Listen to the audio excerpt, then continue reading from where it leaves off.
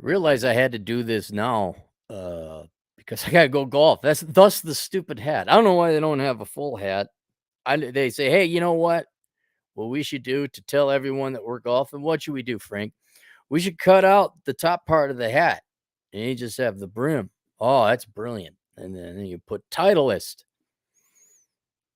I don't know what they make golf balls and hat stuff. Anyway, so I got a golf thing. I had to go golfing, and I'm like, oh shoot, I gotta go warm up and get food on top of it. We're gonna do the review now. Cappy is finally done with a lot of stuff, a lot of the work.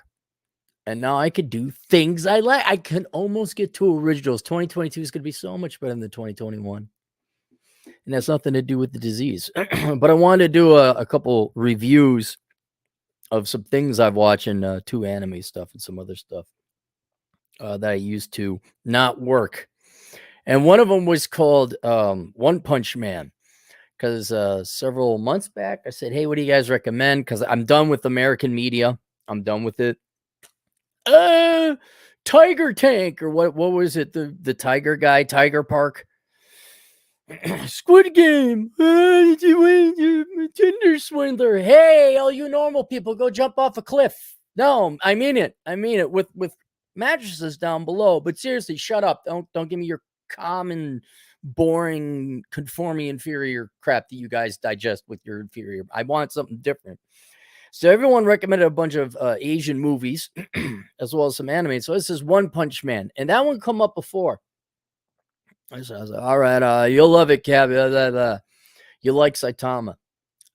So I watched it, and I have to agree.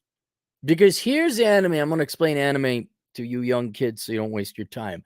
The vast, vast majority of it is horrible.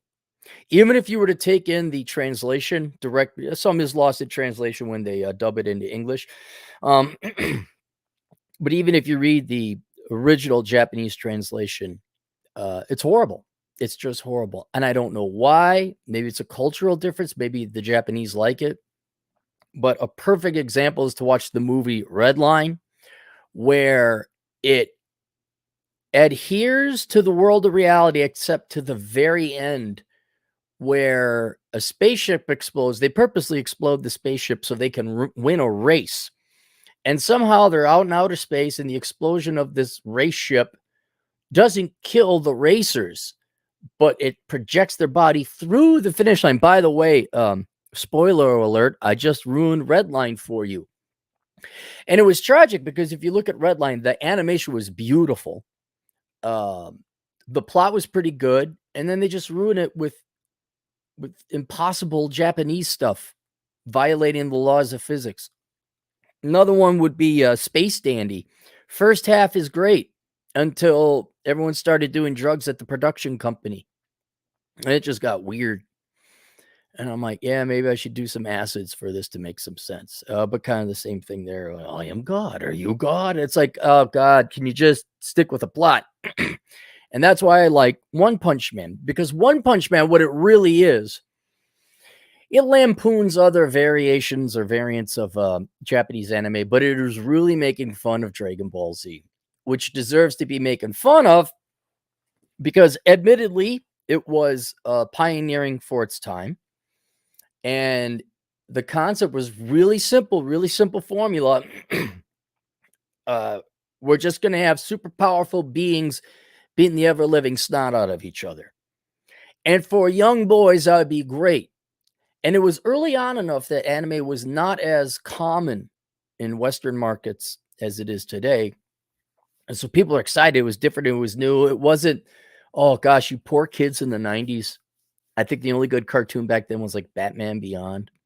And then you had Adventure Time or whatever the California School of Art started defecating on the market.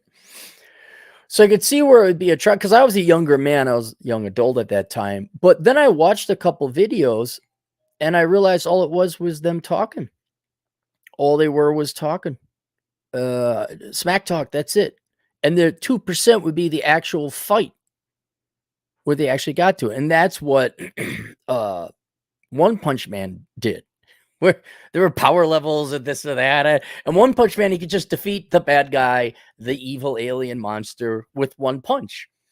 And so what they did is it was different. It was unique. It was new. They came up with they're at big mega Tokyo. And One Punch In, this monster comes in, and there's just this humble, unassuming guy with a yellow red costume cape outfit. And he goes to fight the bad monster or whatever. And they're smack talking. He just punches him once, and the thing explodes. And so even his training regimen, which I think was the funniest part of the entire series, like, how are you so powerful? How are you so strong? And then Saitama, who's One Punch Man, he says, all right, here's my secret. And it's like, I wake up every day, I run 5 miles, and I do 100 push-ups. And it's just, it's an all right workout routine. We're like, that's it? That's all there is? It's not even that big of a workout routine.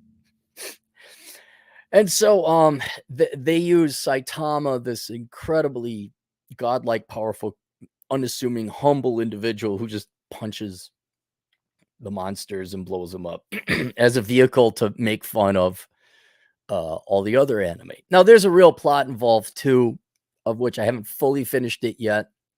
They're part of a superhero league team. There's rankings, which I did like. There's always a power level rating numbers. I won't lie, I nerd and geek out on that. It's like, that's kind of cool. I like that. What level are you? Hide your power level. But what I really like about it is there's a sidekick called Genos, and Genos is a 19-year-old man who, however, is a cyborg, and he is merciful, he is serious, and he wants to study at the feet of Saitama, and just all the shticks and the lines, and Saitama couldn't care less. And this guy's following him around like a puppy dog, and I realized this is a documentary about me and Jack Napier. It's just that's all it is. That's all it really is. If you're wondering what it was, it's a documentary about how Jack Napier follows me around, worship me, call, like a puppy dog. Hey, Spike, you want to Spike? Oh boy, Spike's he's my pal because he's really strong and brave. And I'm just like, oh yeah, internet podcast thing. Like, how do I? Of course, I'm joking, but it's great. Saitama says something a little profound, and the Genos, and he grabs a piece of paper and starts writing this down. He's like, what are you doing? I'm writing down the wisdom that my master has given me. And there's another subplot, like they gotta fight, there's mystery, and unfortunately they haven't, they are potentially gonna do a season 3, which they haven't yet. But I've watched season 1. And if you are American, if you're an adult and you want something more than this, aha, I will kick your ass. No, aha, I will kick yours. Little do you know, you will kick my ass, for I will kick your ass first. Haha, that kind of thing. One Piece pirate type of stuff. This is good. It's funny. Even the city, like, I'm like, how big is the city and how many billions of people live in these cities? Because the city is always getting destroyed. Huge swaths of the city get laid out. Meteorite hits, huge creature falls, all these blast waves. I'm like, there's got to be death tolls in the but the city is just fine. There's still people walking around. It's like, should there always be construction going? Just find a new part of this big, never-ending city to go destroy. So that's it. I'd recommend people watch it.